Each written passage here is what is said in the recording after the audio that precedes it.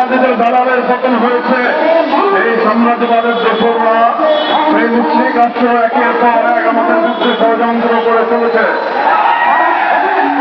আজকে তারা পানি সন্ত্রাসের মাধ্যমে বাংলাদেশের 1/4 বাঁচিয়ে দিয়েছে।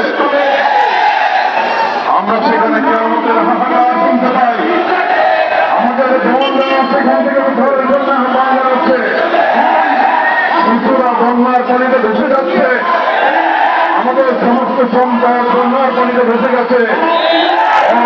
অসংখ্য প্রাণহানির আশঙ্কা করা হচ্ছে। এটি আসলে একটি যুদ্ধ।